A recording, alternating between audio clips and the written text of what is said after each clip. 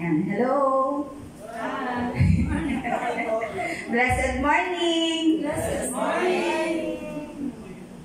Ayan, batiin po natin ang ating katabi. Blessed morning! Blessed morning. Yan. So, sa umagang ito,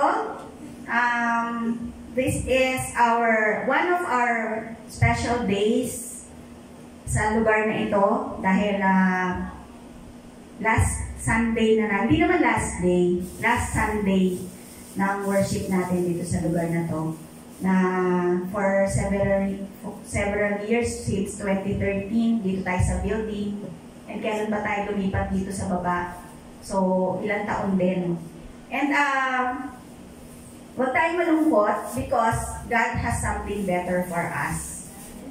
No, kasi hindi tayo makaka-move on kung hindi tayo aalis dun sa kinalalagyan natin. Yun. Okay, so please, yan. Yung topic natin sa umagang ito, continuation, hindi ko na-realize na continuation pala siya ng topic natin last time. So, ano ba yung topic natin last time? Anong title kung naalala natin? Testing by fire. So, nakafocus tayo last time about sa testing, yung mga pinagdadaanan natin. So, nag-pray pa nga tayo kung sino yung mga pinagdadaanan.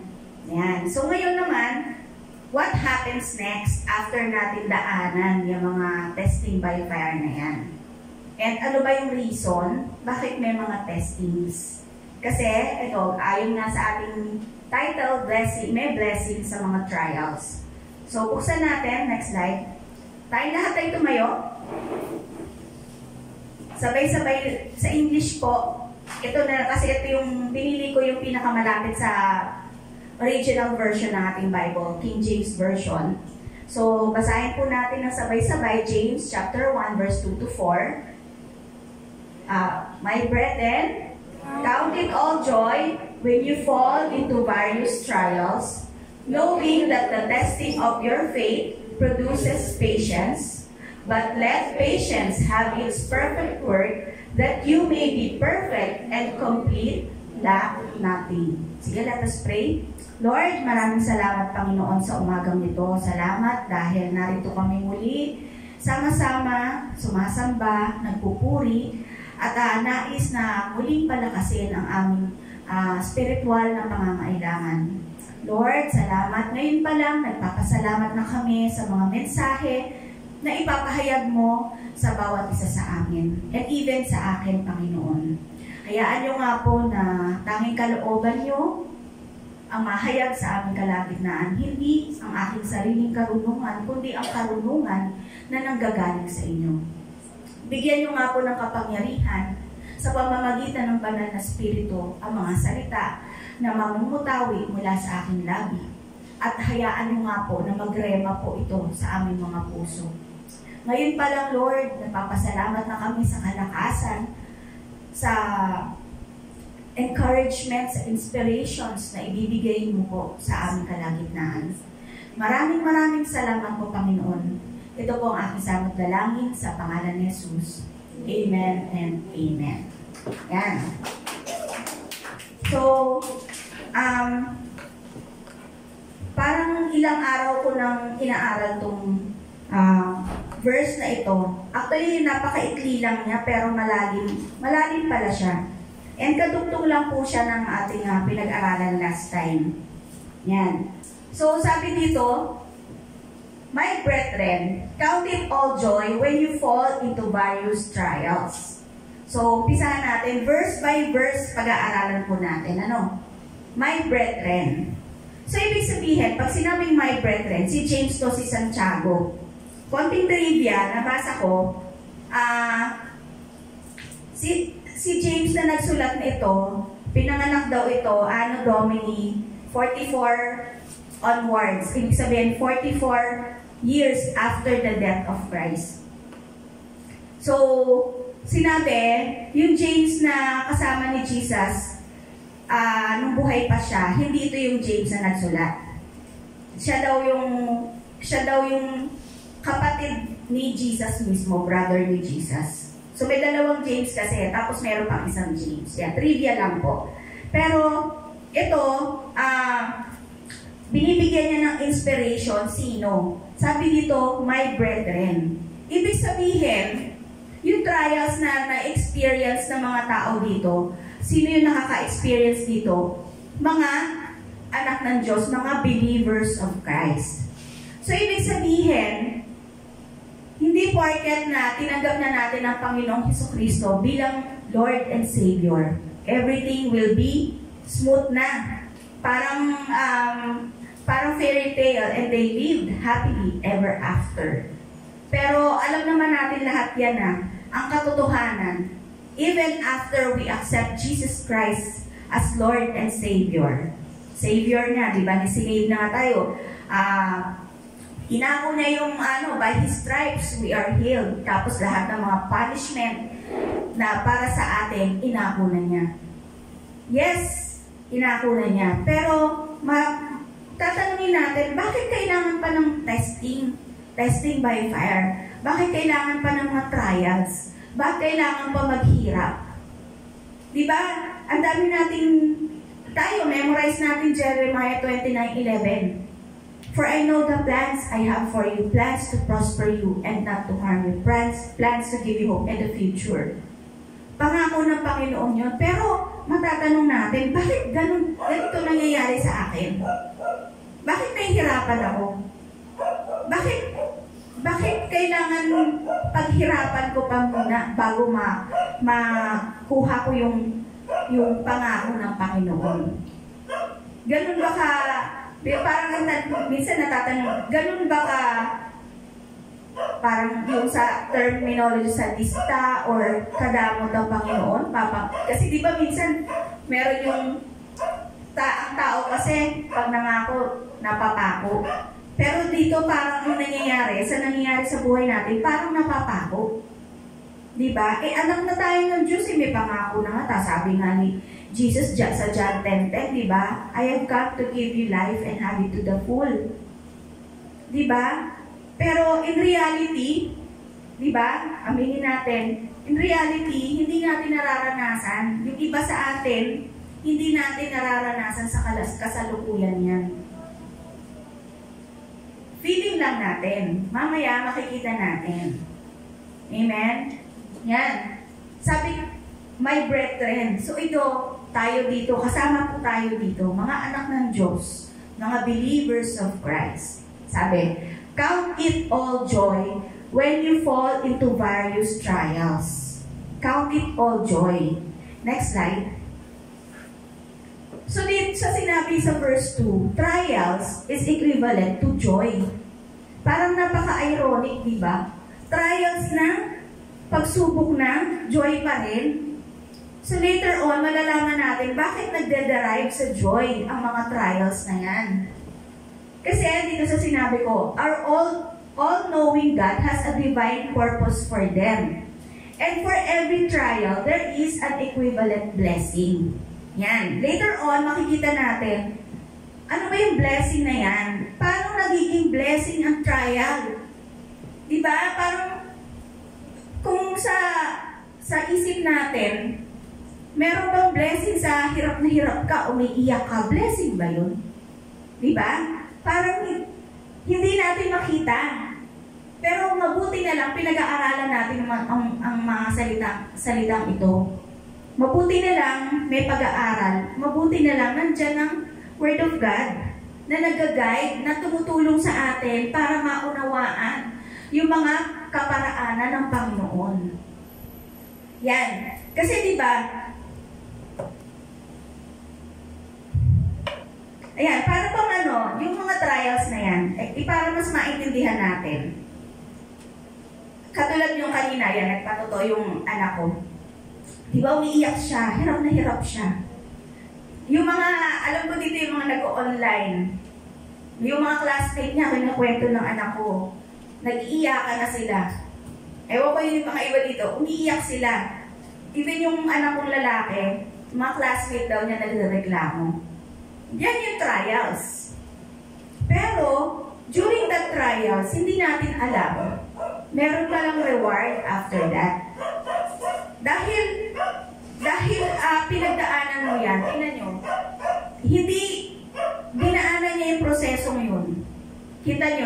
reward, nag-high honor siya. Glory to God. Salamat sa Panginoon. Diba? Mamaya explain ko, kung nag-give up siya, kung hindi niya dinaanan yung trials na yun, makukuha ba niya yung grades na gano'n? Diba? Kung nag-focus siya sa trials lang, meron siyang mga classmate, kung nakwento niya, nag-quit na sa online school. Kasi nakafocus sila sa trials lang. Hindi nila tinitingnan yung divine purpose, yung dulo ng ginagawa, yung dulo ng pinagdadaanan. So, ganoon din tayo. Hanggang nandyan tayo sa proseso na yan, huwag tayo mag-focus dyan sa hirap na dinadanas natin. Ang alamin natin, Lord, ano ba yung purpose mo? Ano yung gusto mong matutunan ko at the end of the road? At the end of this journey? Amen? Kasi, yun nga, sabi ko nga doon sa anak ko, yun kasi, alam mo, yung yung nararanasan nyo, pinagdaanan ko rin yan. Kaya, alam naman yan. Ako nga, doktor eh. Kung siya nahirapan mag-exam at mag-review, ako rin, dinanas ko rin yan. Amen? So yan, ito yan, yung mga nadadanasan natin yan. Balang araw, sasabihin mo rin yan sa mga nakakadanas ng ganyang klaseng problema. Sasabihin mo rin, ay ako rin dinanas ko rin yan. Napagtagumpayan ko yan. Sige lang. Diba? Yan. Sabi, ayun, parang sa school na, pag napasa mo na, may reward. Diba? May mga, kaya may mga magulang, may proud pag merong ano. Yung mga anak ayaw i-post, pero yung mga magulang proud na proud. Diba? Kasi, kumbaga, bakit ka magiging proud? Kasi, kasi hindi ka naman magiging proud actually kung napakadali mo nakuha. Tama ba? Diba? Pero kung nalaman mong dugo at pawis na pinagdaanan mo talaga ng panahon, magiging proud ka. And even dyan sa mga trials na yan, kung nagpagdaanan natin yan, hindi lang tayo magiging proud. Ang Panginoon mismo magiging proud para sa'yo. Halimbawa na lang si Job, di ba? God was really proud kay Job. Ipinagmamalaki ng Panginoon si Job kay Satan mismo. So yung mga yan, kapag napagdaanan natin yan, napagtagumpayan natin yan, akala natin tayo lang magiging proud sa sarili natin. Merong mas proud, yung naglalang sa atin. Amen? Yan. So, next slide. Yan. Paano nagiging blessing ang mga trials na ito? Yan. Number 1. We are able to gauge our spiritual, mental, and emotional capacities. Buksan ko lang ano. Yan. Paano nagiging blessing? Kasi sa mga trials na yan, nalalaman natin kung ano ba yung kakayanan natin. Di ba kasi madali magsabi eh. Di ba, alam naman natin sa mga nag-aaral, marami merong summa cum laude, di ba, merong magna cum laude, di ba? Pero pagdating sa tunay na hamon ng buhay, bagsak. Kasi hindi na-tried and tested yung kanilang natutunan. Pero tingnan mo, yung mga nag-aaral, na habang nag-aaral, nagtatrabaho, ang dami nilang struggle sa buhay habang nag-aaral. Pag graduate yan, sila yung nagiging tagumpay. Tama ba? Kasi well-trained na sila eh. Naharap na nila yung totoong buhay. Amen? Kaya nga, magbabanggit na lang, Antonio family. Diba? Habang nag-aaral, struggling sila sa pang-tuition. Tapos at the same time, lahat sila tulong-tulong nagtatrabaho. Kapag nag-aral yan at humarap sa tunay na hamon ng buhay, kapag nag-mature sila, kapag naging mga bata, kapag nag-asawa sila, sisiw. Amen? Sisiw. Kasi alam na nila kung paano nila harapin. Pero yung easy-easy, ito sa mga anak ko, hindi ako sure dyan sa mga yan. Kasi easy ang buhay nila eh. Diba? Hindi nila naranasan maghirap. Sige, pagsabayin natin yan. Antonio family at mga anak ko. Pagsabayin natin ang parehong problema. Tingnan natin kung sino yung magtatagumpay. Diba? Nakuha ba? So, Yung mga yan, blessing yan.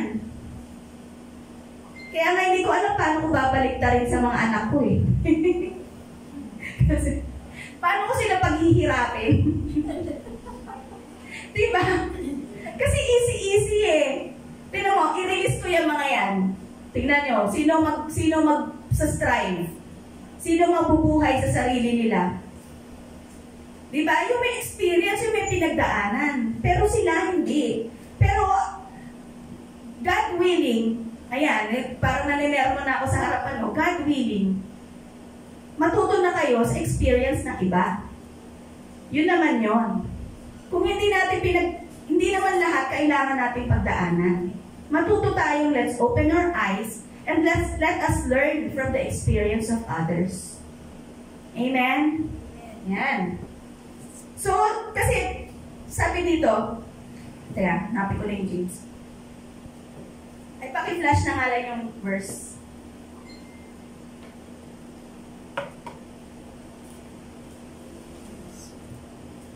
Yan. Sabi dito sa verse 3, yan. Tapos na tayo doon sa count it all joy. Kasi malinaw na sa verse 2, merong joy because may blessings sa trials. And yan nga, yung practical application, diba, we are able to strive sa buhay, sa totoong hamon ng buhay. Sa verse 3, knowing that the testing of your faith produces patience. So, punta muna ako doon sa testing. Yan. Sa testing, so balik tayo doon sa slide na may question. Yan. We are able to gauge our spiritual, mental, and emotional capacities. Sa testing, punta muna tayo doon sa word na testing. Bakit kailangan ng testing of faith? So, i-relate muna natin sa karaniwang buhay natin. Kunyari, halimbawa, yung eroplano. Pag nag-create ka ng eroplano, alam mo yan, theoretically, may pinag-aral, may manual, talaga may engineer ka. Tapos, mga aeronautic engineer, mechanical engineer, talagang mga bihasa yan, di ba? Pero, ikaw ba na pasahero, sasakay ka sa eroplano, na hindi pa na-test kung lilipad nga ba siya o hindi siya babagsak, at kapag dumaan sa bagyo, hindi siya babagsak. Di ba hindi? Sisiguraduhin mo bang okay ba yan? Amen? Di ba? Sisiguraduhin mo munang okay. And even sa mga lingkod ng Diyos, katulad ko, ang galing kong magsalita. Di ba? Ang galing kong magsalita. Ang dami kong alam sa Bible. Pero ang tanong, kaya ko bang i-apply yung mga sinasabi ko? And even lalo na sa mga nagtuturo ng salita ng Diyos. Testing of faith Faith ang pinag-uusapan dito. Kasi, madali kapag nasa loob ka ng sambahan. Madali kapag nasa gawain ka. Pero ang tunay na laban, ang mapapatunayan kung totoo yung nandito ka sa loob ng church, pag nasa labas ka na. Amen? Kaya may testing of faith Kasi, kunyari, kailangan obedience. Ang dali kong magsabi, obey. Diba? Pero itetest tayo ng Lord. O talaga, totoo yung sinasabi mo. Tingnan ko nga kung marunong ka mag-obey. Diba? Even si Abraham. Diba? Si Abraham, father of faith. Diba tinest din yung pananampalataya niya? Alam na ng Lord na faithful siya. Pero tinest pa rin ng Panginoon kung totoo nga ba yung faithfulness niya. At yung faithfulness na yan, na-apply yan sa mga panahon na hindi favorable yung situation sa'yo. Tama ba? Kasi ang dali-dali maging faith. Paano mo masasabing faithful? Okay di ba? Diyan mo makikita kung faithful ka talaga sa Panginoon kapag may mga times na naghihirap ka na, kung may mga persecutions na, kung wala ka na makain, kung lahat ng tao ay naaway ka na, at kung andyan na yung mga iba't ibang klaseng tukso. Diyan mo lang masasabi na faithful ka. Ang dali magsalita faithful ako sa Lord, Lord, magmula ngayon magbabago na ako. Diba? Ang daling sabihin. Pero, paano mo malalaman na kaya mo nga talagang magbago kung hindi itetest? Diba? Kung hindi susubukan sa'yo ng Panginoon. Amen? Lalo na ngayon, tayo ngayon, as we accept our Lord Jesus Christ as Lord and Savior, at sinasabi natin in Christ, I no longer live, but Christ lives in me. O ngayon, ang daling sabihin, lahat tayo nag-EGR. Tama ba? Lahat tayo nag-EGR. Tapos ngayon kamay na nag-EGR na dito. Lahat, di ba? Meron bang hindi? Exempted. Yan. Ni-recite pa natin yan, nag-iiyak pa tayo sa harapan ng krus. Di ba? O ngayon, dyan natin makikita, dyan titingnan ng Panginoon, just is really Christ living in you. Paano yan? Sa pamamagitan ng iba't ibang trials and temptations. Yung trials na yan, kasama dyan temptation ha. Yung trials, hindi naman automatic na tukso yan. Pero kasama sa trials ay yung pag-allow ni God na tuksuhin ka ni Satan. Kasama yan sa mga trials. Amen? Yan. So, ayan. So, malinaw ba na bakit blessing? Kasi nakikita natin kung nasaan na nga ba tayo. Diyan mag-gauge natin, ay, hindi pa pala ako matibay. Amen? Kasi, hindi naman sinasabi dito na at first trial, pasado ka kaagad. Di ba? Meron nga bumabagsak tapos magti-take exam ulit. Tapos yun na naman. So, hanggang sa makapasa ka. Ganon din dito sa Panginoon. Sa ating buhay pananampalataya. Minsan, kaya pa ulit-ulit yung mga problema na yan kasi hindi ka ba nakakapasa. Inuulit mo rin yung pagkakamali mo. Ngayon, inaalaw ni God na paulit-ulit yan para nga dun sa perfection. Kung naalala niyo through hanggang sa mag-perfect natin. Parang sa badminton din yan even sa mga sports. Sa example na lang, kasi napapanood doon. Sa badminton, paulit-ulit na pinapatakbo, paulit-ulit na ganon. Paulit-ulit hanggang sa mag-perfect mo. Ganon din sa mga trials and temptations natin. Yung mga pagsubok na yan, pansinin mo. Check natin, bakit paulit-ulit? Pumasa na ba tayo? Di ba? Pumasa, tanong yung mga sa tabi mo, pumasa ka na ba? Di ba?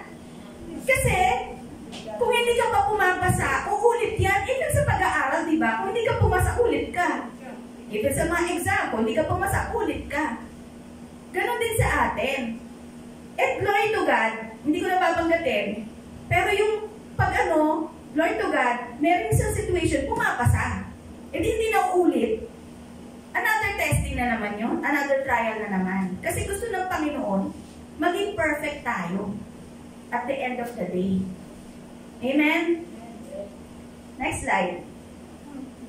Yan. Testing of faith is our road to improvement which will eventually lead to greater blessings.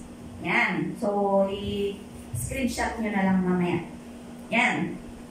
Para maigli lang yata yung lesson natin. Yan. So, yan. Okay na yun. So, dito, sabi ko nga dito, through testings, sa pamamagitan ng trials, diyan tayo magkakasubukan. Yan. Kasi tinitingnan nga ng Panginoon kung isa din niya, testing of faith. Kung ito ba ibigay ko sa anak ko, sasambahin pa kaya niya ako. May mga times kasi, may mga times naman na okay na, nakapasa na tayo sa trials. And then okay na, everything is alright, and then God will check again your faith. Na may mga times na okay na lahat, na going smoothly, halos perfect na biglang something bad will happen to your family or your finances. Okay lang. Kasi chine-check uli ni God. kapag inalis ko ba ito, sasambahin pa rin ako ng Panginoon? Ay, ng anak kong ito. Amen? So, yon. So, next slide. So, number 2. Paano nagiging blessing ang mga trials na ito? Testing of faith help us develop good attitudes and character. Yan. Kasi, diyan natin na-develop yung tamang attitude in any situation. Diyan natin natitingnan, paano ko ba ito haharapin? Kunyari, si kapitbahay. Yan. Sinusugod ako kung ano-ano sinasabi sa akin. Yung unang banat sa atin, yung unang allow ni God sa ganyang situation, pwedeng magkamali tayo ng approach. Dahil maikli yung pasensya natin, papatulan natin. Tapos, susunod na naman. Ayan na naman. Humingi ka na ng tawad, Lord, forgive me. Hindi ko na ulitin. Diba? Magmula ngayon, papakabait na ako. Hindi ko na siya papatulan. O yan, okay na. Pinatawad ka na ng Panginoon. O ngayon, check uli ni Lord. Yan, babalik na naman. Meron na naman, ibang tao na naman. O, pwede siya rin. Pwede yung second time, fail ka uli. At the third time, alam mo na. Kumbaga, nasasanay na yung damdamin mo tungkol doon sa taong yun. Nakukuha ba? Kaya nga si Pablo, kaya niya na meron siya, kaya niya na wala siya. Kasi, para sa kanya, pareho na lang yun. Hindi na siya apektado. Amen? Parang din sa mga nag-weightlifting Di ba sa umpisa masakit? Actually, sa umpisa talaga masakit yung mga trials na yan. Pero habang tumatagal, nasasanay na build up yung muscles mo. Tama? So, ganun din sa atin. Habang tumatagal, wala na yung sakit. Kasi sanay na tayo. At alam, kumbaga, sisiw na lang ang dali-dali ng kayo mga weightlifters, di ba? Well-trained sila Tayo, subukan natin magbuhat ng barbell. Hindi natin kaya. Kasi hindi naman tayo nagtitrain tungkol doon sa barbell na yon. Pero, yung mga weightlifters, nagtitrain kasi sila doon, kaya kayang-kaya nila. Ganon din sa atin. May iba-iba tayong trials. Kaya, huwag natin i-judge. Ito, dito. Huwag natin i-judge kung isang tao, tayo kaya natin, tapos yung isang tao, hindi niya kaya. Kasi tayo trained na Diba? Iba yung training natin. Kunyari, hindi na ako gawin. Kunyari, ito si kapatid, trained siya sa asawa niya. Diba? Pero ako hindi ako trained sa asawa ko. So, ang problema ko, ito ang problema ko sa aspect na ito. Pero ito, hindi niya problema to kasi trained na siya sa asawa niya.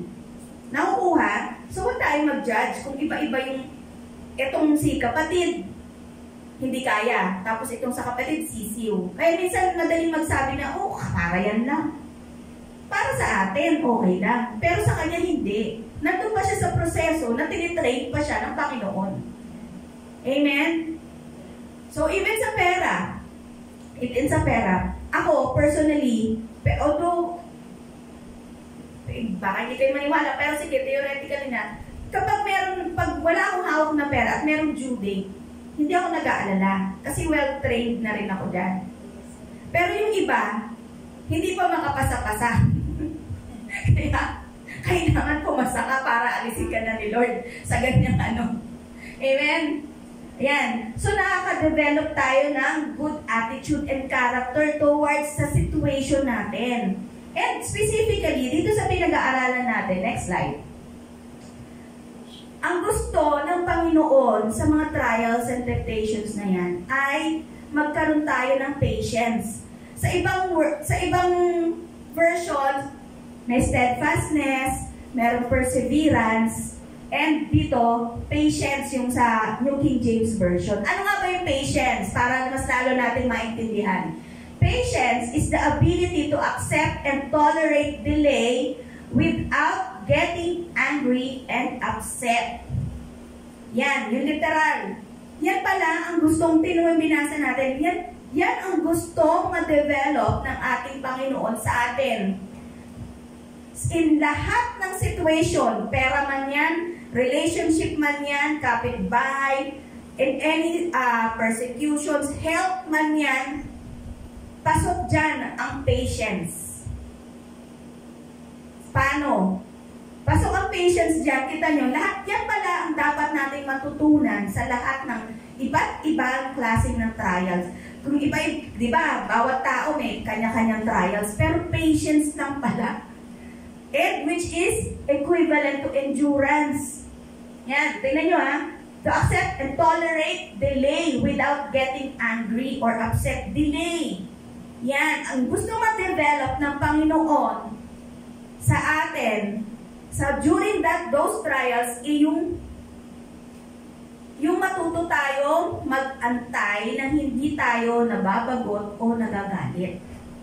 Mamaya makita natin ano ba yung epekto kapag wala ka niyan. Yan. Para tayong para tayong life coach. Medyo ikakaiba yung natin, parang life coach. Sabi ko, Lord, gusto ko i-preach si Jesus mismo Parang life coach naman to. Pero kasi, buhay mananampalataya, ito yung sabi ng Panginoon, realidad ng buhay. Kailangan ito nila. Yan, kaya na ituturo natin ngayon.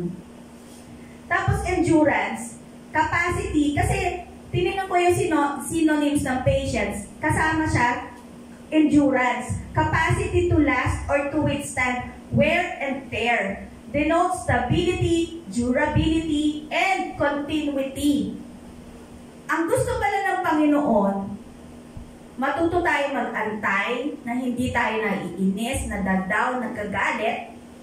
And habang natututo tayong mag-antay, nagiging matibay, matatag tayo. Hindi tayo not easily giving up. Nakukuha? Yan ang gustong i-develop pala na attitude at character ng Panginoon sa bawat anak niya. Malinaw po ba? Tanong niya sa katabi niya, nakukuha mo? Explain ko sa'yo pag hindi mo nakuha.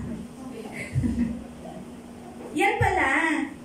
Meron pang ibang word dyan, steadfastness. Pag steadfast, steady, root word steady. Yung hindi ka natutumba, hindi ka nadadalaw, yung parang kahit yung bamboo, meron mang bagyo, gumagano lang pero nandun pa rin. Yan ang gusto ng Panginoon sa atin. Amen? Kaya nagiging blessing yung mga trials na yan kasi nagkakaroon tayo ng mga characters na gusto ng Panginoon sa bawat isa sa atin. Amen? So, next slide. Ayan. Ayan yung kabaligtaran. Kapag hindi tayo makapasa-pasa sa mga trials na yan, sa mga testing of faith na yan, tingnan nyo ang nangyayari.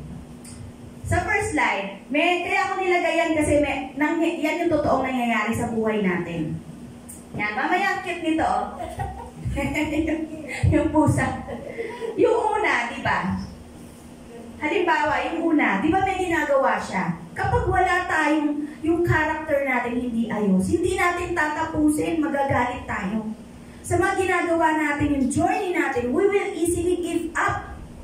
Tatalikod na tayo kung ano man yung ginagawa natin. Sa ministry, di ba?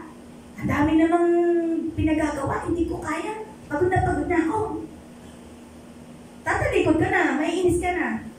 Alis ka na, magagalit ka. Pwede namang hindi ka umalis, pero yung attitude mo, angry attitude. Hindi ka na masaya sa ginagawa mo. Amen? Pag wala kang patience, tama? Kasi hindi mo magawa-gawa Tapos, eto, yun nandun sa dulo, runner siya. Dahil pagod na siya, give up na siya, titigil na. Kapag hindi ka well-trained, madali ka mapagod, titigil ka rin. Ang gusto ng Panginoon, fight the good fight of faith. Amen? Paano mangyayari yan kung walang training? Nakukuha? Sa mga atleta, alam yan. Diba? Kung hindi ka mag-train, kung tumigil ka sa training, yung skills mo, matitigil din. So, ganun din sa atin. Yung skills natin sa pagharap sa mga iba't ibang hamon ng buhay, hindi madedevelop kung hindi tayo matitrain sa pamamagitan ng trials. Amen? Yan. Huli ko na yung pusa. Eto, Yan, yung babae. Walk out. Kapag wala kang patience and endurance, you will easily walk out. Kung meron mang sasabihin, yung tao, hindi mo na siya papakinggan. Kahit gaano kaganda yung sinasabi ng tao, kahit anong klaseng explanation, hindi mo na siya papakinggan. Because you do not have patience. You do not have that enough patience to hear that person. Tama ba? Sinong talo? Di ikaw. Hindi ka natututo eh. Kasi umalis ka. Di ba? So yun, ito yung nangyayari. Kapag wala, kaya ang galing ng salita ng Diyos. Kaya naman pala, di ba? Doon pala yung pinaka-root pala nun, yung character na gusto i-develop ng Panginoon sa bawat isa sa atin. Yan. Ito, arguments. Di ba? Kapag wala kang pasensya at hindi mo ka marunong mag-endure, ayan, makikipag-away ka lang. Pupunta ka sa arguments, which is true, nakikita naman natin na sa nangyayari ito sa church natin eh. Diba? Kung hindi pinapaira lang pasensya, andun ang arguments ang away. Tama ba? And ito, yung pusa. Ano kaya to? Ba't kayo nilagay yung pusa? I give up. Actually, itong pusang to, nasa corner yan, yung bigger pig, nasa isang corner siya. Diba? You give up. Ang nakikita lang niya, na corner na siya. Kasi, kumbaga nawala na siya ng pag-asa. Wala na siya ng perseverance. Nawala na siya ng steadfastness. Nag-give up na siya. Nag-give up na siya. Andun na siya sa isang corner. When in fact, pwede naman siyang bumaba at tumakbo sa isang side. Ganon din sa atin. Kapag yung faith natin hindi nag-produce ng patience, wala na tayong nakikitang iba, kundi mga negative things sa buhay natin. Hindi na natin nakikita yung ibang mga possibilities, yung mga options. Parang itong building, nung nalaman na kailangan ng ibenta, parang kawawa tayo, pero maraming possibilities, maraming options, maraming pwede pang ibigay ang Panginoon sa atin. Na hindi naman mangyayari kung nandito tayo. Amen? So, ganun din sa atin. Minsan, we hold on sa mga bagay na inaalis na sa atin ng Panginoon. Na kung tutuusin, hindi natin dapat panghawakan talaga dahil meron something better ang Panginoon sa atin. Amen? Kaya huwag natin ipilit yung atin. Amen? Kasi di naman dito, nag-give up siya. Ang cute-cute. Pwede naman siya, baka nga hindi naman siya inuhold up, nakukitan lang sa kanya eh. Di ba? So, ganun din sa atin, nasa mindset natin. Kapag hindi ayos ang pananampalataya natin, hindi nakakonekta sa Panginoon, hindi talaga tayo makakaisip na mas marami pang magandang bagay. Kasi we only have our limited minds and limited abilities and capabilities. And, gaya nga na sinabi ko, through the testings of faith, nalalaman natin kung saan ba tayo kulang. And, ang dapat dyan, i-apply natin sa tama yung mga testings na yan. Palagi natin hanapin kung ano yung matututunan natin. Nang sa gayon, makaka-move on tayo. Amen? Yan. Next slide. Yan, sabi ko dito. Yung in-explain ko na rin to kanina. Repetition, sabi, hindi ko lang kung sino nag-quote. Repetition of the same thought or physical action develops into a habit which, repeated frequently enough, becomes an automatic reflex. Ano yun sa Tagalog? Kapag paulit-ulit na ginagawa mo at nasa isip mo, dadating yung time na automatic na lang sa'yo yun. Di ba? Automatic na. Kunyari mga volleyball player, pag may dumating na bola sa kanya, alam na nila yung gagawin. Alam nila kung saan nila papapunta. Kasi well-trained, yung reflexes nila, well-trained. Amen? Timo, kaya bakit kung madali lang ba yun, kung hindi, hindi kailangan ng training. Hindi lahat tayo sana marunong mag-badminton. Lahat tayo marunong mag-basketball. Lahat tayo marunong mag-badminton. Diba? Kasi sila nagagawa nila dahil pa ulit-ulit. Amen? Kung yung mga karatista, di ba sanay sila na training nila kapag may pumunta dito sa likod, gaganunin lang nila. Di ba? O kaya pag pumunta ka sa likod ng karatista at hindi ka kilala, gaganunin ka lang. Di ba? So yon, next slide. So malinaw, nakukuha na ba natin yung importance ng trials at bakit siya nagiging blessing? Yan. Eto, gusto ko lang isama to. The moment you're ready to quit is usually the moment right before a miracle happens. Don't give up. Ang gusto kasi ng Panginoon, endurance, perseverance, steadfastness. So nakikita niyo yung illustration. Sa bawat, kita niyo yung patience niya, tingnan mo application ng patience sa kanya. Di ba? Talagang matyaga siya na tinutungkab. Alam niya siguro may nangako. Alam niya may nangako at the end yan, merong diamonds. So siya, kahit pagod na pagod siya, dire-diretso lang. Kasi hindi siya nakatingin doon sa ang tinitig niya.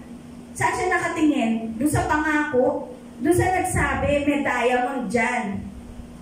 Amen? So ganun din sa atin, may pangako Panginoon, i-bless kita after nito. Diba? I-bless kita, meron akong blessing. May pangako naman, Jeremiah 28:11, John 10:10, o pangako. So dire-diretso ka lang. Huwag mo tingnan yung mga mahadlang sa pangako. Ang tingnan mo yung pangako mismo ng Panginoon. Amen? Kita nyo dito, dire-diretso lang siya. Pero ito, malapit na sa amin, nag-give up na siya. So ganun din sa atin, sino dito gusto mag-give up ngayon? Sige, give up ka na. No, diba? Tayo, dire-diretso lang. Kasi at the end ng dinitig natin, andyan yung pangako ng Panginoon. And, habang ginagawa mo yan, kita mo, nagiging determined siya. Siguro mga ilang buwan na niyang ginagawa niyan. Habang tumatagal, lalo siya ng gigigil. Kasi ilang buwan ko nang ginagawa to, ibig sabihin malapit na. That's the right attitude. Ito ang attitude nito. Ilang buwan ko nang ginagawa to, wala naman yatang diamond eh. Tama? Yun ang difference. Yung attitude, nakita nyo? Pareho sila ng ginagawa, pareho sila ng pangako, pero magkaiba sila ng attitude. Yan ang gustong i-develop sa atin ng Panginoon, yung tamang attitude sa pagharap sa hamon ng buhay. Amen? Habang tumatagal, 10 taon na ako ganito, ibig sabihin, Lord, malapit na. Ganon. Hindi, 10 taon na ako, wala naman yata eh. Tama? Yan, next slide. Yan, delicate. So, nandito na tayo. Testing of your faith produces patience. Yung patience na yan, equivalent siya sa endurance, perseverance, steadfastness. So, nakuha na malinaw na ito. Bakit importante ito? Amen? So, dito, ano ngayon ang importance ng patience sa buhay pananampalataya natin? But let patience have its perfect work, that you may be perfect and complete, lacking nothing. Paano yun?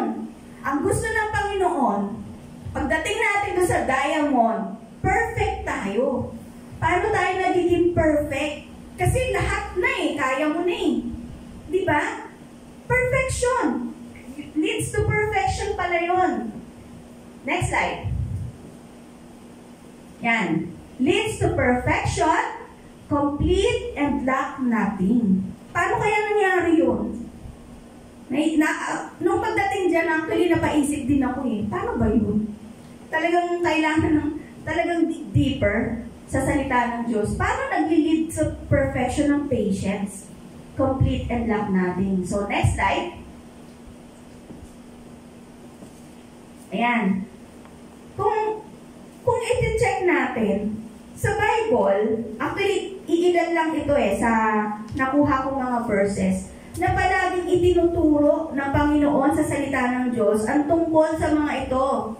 Na sa Hebrews 10:36, for you have need of endurance, so that after you have done the will of God, you may receive the promise. So, endurance, equivalent siya sa patience. Tapos, 2 Timothy 2:12, latawan ko muna. If we endure, we shall also reign with Him. If we deny Him, He will also deny Him. Hebrews 12:7, if you endure chastening or discipline, God deals with you as with sons, for what son is there whom a father does not chasten? Tapos Hebrews 2 Thessalonians 3:5, now may the Lord direct your hearts into the love of God and into the patience or steadfastness, sa ibang version, of Christ. Now may the Lord direct your hearts into the love of God and into the patient steadfastness of Christ. Yung mga ibang verses, palaging binabanggit dito, endurance, tapos endure. Yun pala, God is leading us into being Christ-like pala. Tingnan nyo dito ha, 2 Thessalonians 3:5. That the Lord direct your hearts into the love of God and into the patience of Christ. Steadfastness of Christ. Which is, totoo naman sa kanyang buhay. Grabe yung pasensya, yung patience, yung endurance na ipinakita ng Panginoon, ipinamalas ng Panginoon sa sangkatauhan. Amen? Mula nung nag-start siya ng ministry, ang daming naglalait sa kanya, yung mga Pariseo, Saduceo, nakatingin sa kanya, inaantay na magkamali siya. Pero hindi niya tinignan yun. Tingnan niya yung application man, hindi niya tinignan yun. Nagtuloy-tuloy lang siya. So, ang ginagaya pala natin dito, ang gusto pala ng Panginoon, nagayahin natin, natularan natin, at matutunan natin, ay yung attitude, yung patience and steadfastness of Christ Jesus. Because of His steadfastness, nagawa niya yung mission niya dito sa mundo. Amen? Because, tingnan mo lahat yung dinanas na application, yung kawalan, wala rin siya eh. Tapos wala na siya, sinisingil pa siya ng tax. Pero, because of patience, endurance, sige, bigay mo na nga lang ito para wala na lang silang masabi. Tama? Yung attitude na yun, ganun din ang gusto ng attitude na i-develop ng Panginoon sa atin through trials. Hinagupit siya, dinuraduraan. Diba? Siya mismo pala, He applied yung patience sa mga different trials and temptations. Tinempt din si Jesus. Amen? Wala tayong dinanas na hindi dinanas ng Panginoong Jesucristo. At paano niya nagawa yun? Because of His character. Yan pala. Gusto ng Panginoon, yung sa verse 3 na ba yun? Verse 3, ay maging tulad pala tayo ng Panginoong Jesucristo.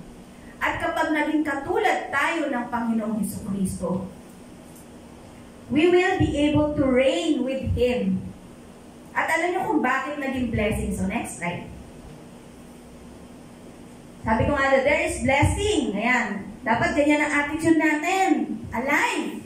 Nandiyan tayo sa trials. Ay, nilagay ko yung picture na yan. Nandiyan tayo sa trials, pero alive na alive. Happy. Ayan. There's blessing in trials because it leads us to being Christ-like. Ayan. So, next slide. Ayan. Now, what it means to be Christ-like? Kapag kapareho ka ng Panginoong Jesucristo, number 1, overcomer ka. Dahil na sinabi ko, sisiw na lang yan. Si Jesus, He was an overcomer. Even death na overcome niya. So, ganun din tayo. Kung meron tayo ng katulad ng Panginoong Jesucristo, we will also be overcomers. Kahit anong klaseng tukso, Dahil sanay na tayo, alam na natin na, ay, tukso yan ako, alam na natin yan. Alam na natin ang deception ni Satan. Kasi alam na natin na kapag pinatulan natin itong deception nito, mabibitag ako. So pag pinain uli yan sa atin, dahil well-trained na tayo, hindi na natin papansinin na yan. Alam na natin kaagad kung paano yung tamang approach. Overcomer na tayo. 2, miracle worker. Yan, kanta yan, di ba pansin nyo? Miracle worker. Diba? Kaya natin mag-create ng miracles sa kapwa natin. Hindi lang emotional, spiritually, physically. Kaya natin mag-lay hands at gumaling. Yung nililay hands natin. Amen? Tayo hindi pa natin nagagawa, pero dun din tayo pupunta kapag nag-focus tayo kay Jesus. Nagagawa ng ibang tao na pag nilay hands nila, pag pinag-pray over nila, gagaling. Because, kung ano yung meron ng Panginoong sa Kristo, kapangyarihan, ang Holy Spirit, ganun meron din tayo. Hindi lang kasi tayo train. Amen? Kaya sa mga prayer warriors sana matrain tayo na gano'n. Kapag nag-lay hands natin, gagaling sila. Amen? Kasi hindi pa tayo trained kailangan training. Waymaker. Yan. Kasi kapag kapareho tayo ng Panginoong Jesucristo, meron tayong wisdom. Katulad nung hindi tayo katulad ng pusa, yung kitty. Gumigive up kagad. Marami tayong may isip na paraan kasi we have the wisdom of the Lord. Hindi nakafocus lang tayo sa isang problema. Magbibigay kasi we are in constant communication with the Lord. So, napifit yan tayo ng mga tamang paraan na susundan na lang natin. Amen? Tapos, victorious. Yan. Palagi tayong panalo. Amen? Kaya nga, kung meron ng korte, ang attorney natin ng Panginoon, ang Diyos amang nasa langit, siya magtatanggol sa atin. Amen? So si Jesus, bakit siya victorious? Pinagdaanan lang ng kailangan lang niya daanan yun eh. Pero, sino ba ang nagbuhay sa kanya? Uli, mabuhay na mabuli. Ang banal na spirito din. Amen? Victorious tayo. Palagi. Kasi Christ-like na tayo eh. Paano tayo magiging perfect kapag nadaanan na natin yung mga yan? Pasikot-sikot, alam na natin, wala nang butas para sa atin. Amen? And then, we reign with Him. Pag sinabing reign, nagahari-harian. We have power. Irerespeto tayo. Even ng mga demons. Takot sila sa atin. Amen? Next slide. Ngayon, paano ba natin? Kasi, during trials, talagang may hirap yan. Ngayon, may sagot na, paano ba natin malalagpasan yung mga trials na yan? Yes, we want to be Christ-like. We want to pass the tests, the trials. Paano ba natin ngayon mapapagtagumpayan yung mga yan? Sinagot din naman ni Santiago or James. Sa verse 5, if any of you lacks wisdom, let him ask of God, who gives to all liberally and without reproach, and it will be given to him. Kung hindi natin alam kung paano maharapin yan, yes, sige, tanggap na, yes, Lord. Diba? Yes, Lord, yes, Lord, yes, yes, Lord. O, nag-yes na tayo, sige, Lord, tatanggapin ko na yan. Basta matuto lang ako, basta tumibay lang ang pananampalataya ko, basta maging perfect at maging Christ-like lang ako. Pero tanong, Lord, paano ba? Yan, sinagot din sa verse 5, if any of you lacks wisdom, let him ask of God. Tanungin natin ang Panginoon, kasi siya rin ang magbibigay ng way para malagpasan natin yan. Then, bibigay din niya sa atin yung tamang direksyon. Freely, liberally, libre, ibibigay niya sa atin yung wisdom na yan para lang mapagtagumpayan natin yung mga trials na yan. Amen? Nakukuha ba?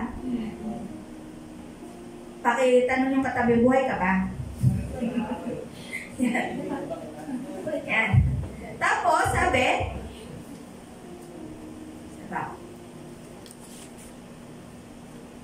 Basahin ko na lang dito. Tapos, sabi, but let him ask in faith with no doubting, for he who doubts is like a wave of the sea driven and tossed by the wind. Yung huwag tayo magda-doubt, kailangan solve tayo sa sarili natin na kasama natin ang Panginoon sa pinagdadaanan natin yan. At dahil kasama natin ang Panginoon, tutulungan niya tayo. Huwag tayo mag-doubt na pinabayaan na yata ako ni Lord. Bakit ganito? Parang hindi ko siya nararamdaman. Diba? Parang hindi naman niya ako mahal eh. Nandito nga, nag-church ka man eh. Ibig sabihin, nagpapakilala siya constantly, pinaparanas niya, nagbibigay siya ng guidance sa'yo. Ia-apply mo na lang. Amen? Kaya ka nga sa mga online, kaya ka nga nakikinig eh. Kaya ka nga nasa online eh. Diba? Tinawag ka ng Panginoon, o anak, o may pinagdadaanan ka, o attend ka, may sasabihin ako sa'yo. Tama? Yun. Kasi minsan tao lang naman, kasi nahirapan ako, hindi na ako attend. Yun.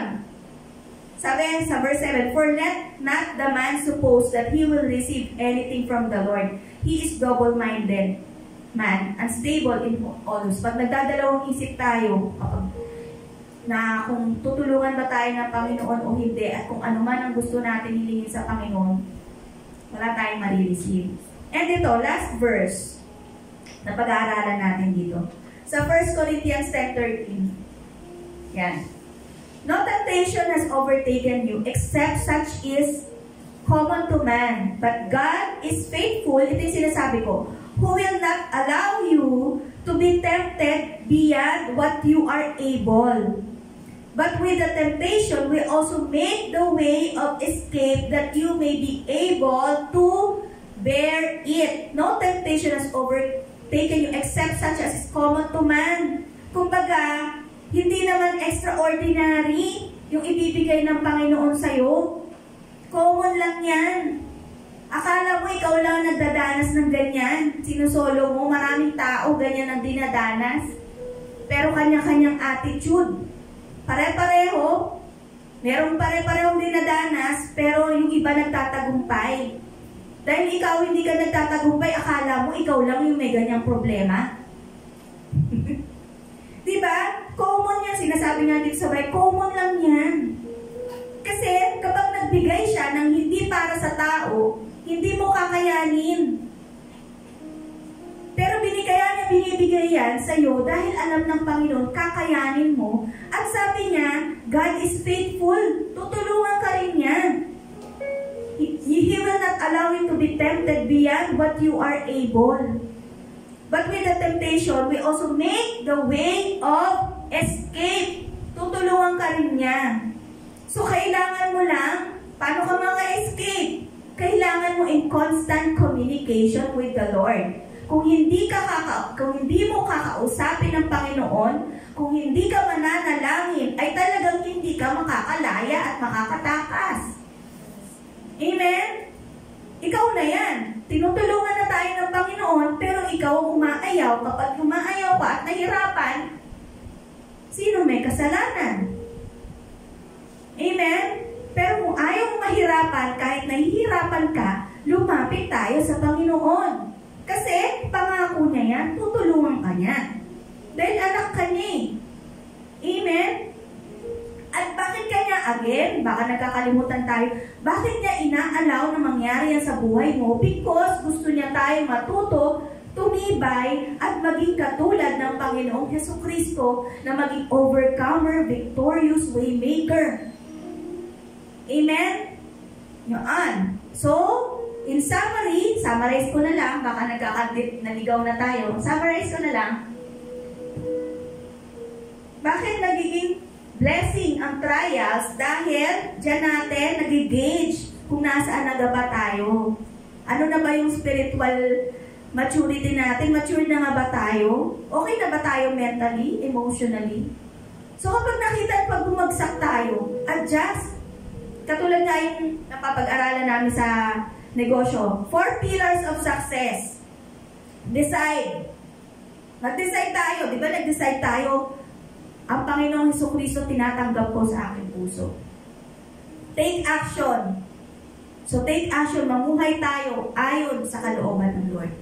At sa pag-take action na yan, merong testing. Diba? Sa pagkilos natin, sa pamuhay natin bilang mananampalataya, may mga testing.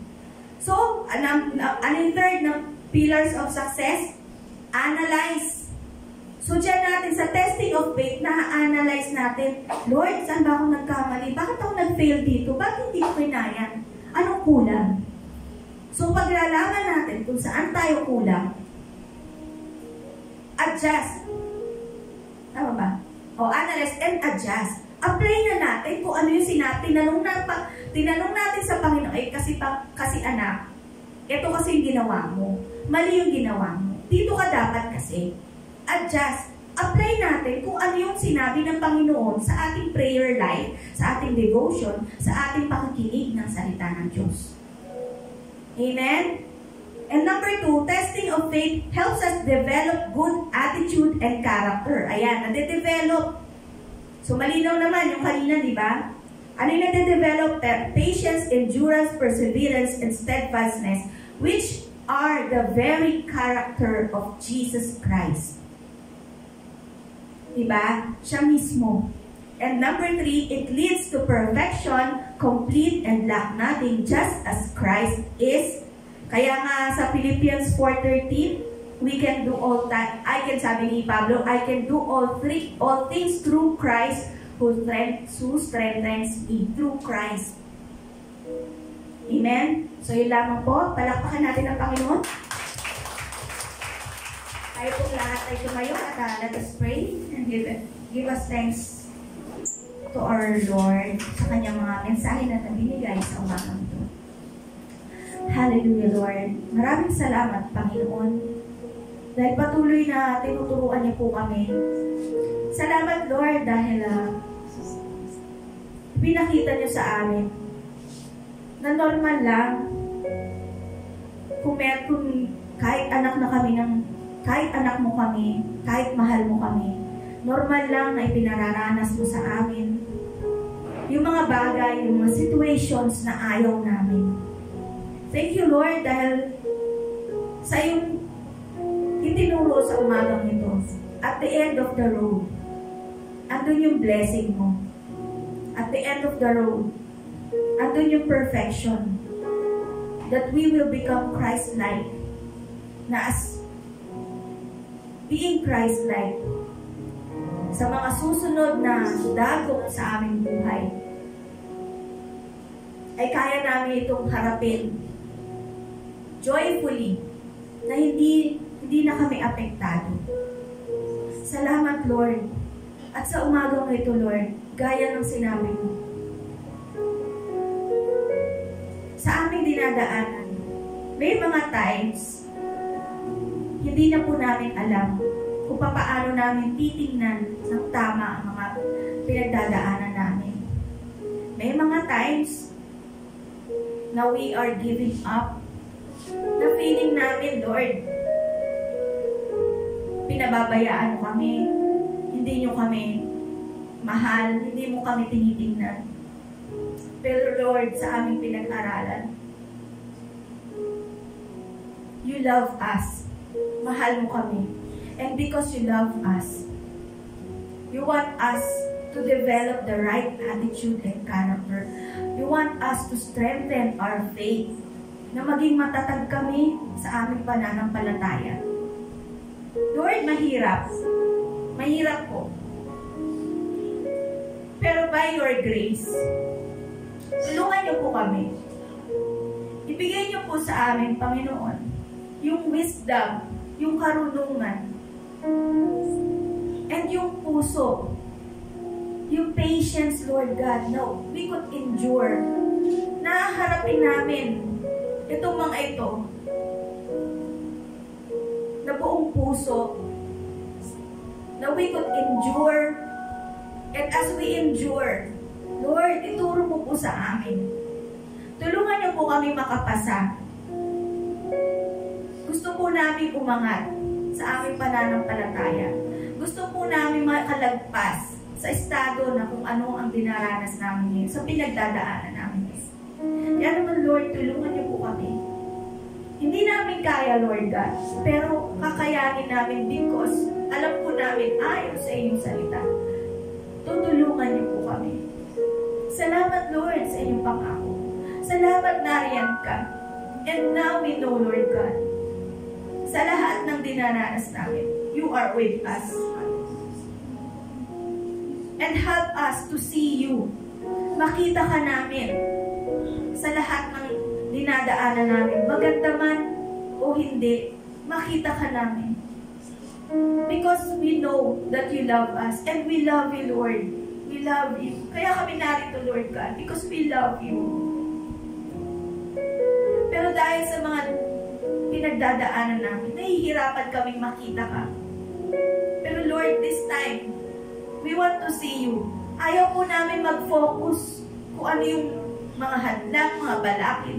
Gusto po namin mag-focus sa iyong mga pangako. Kaya tulungan niyo po, increase our faith, Lord God.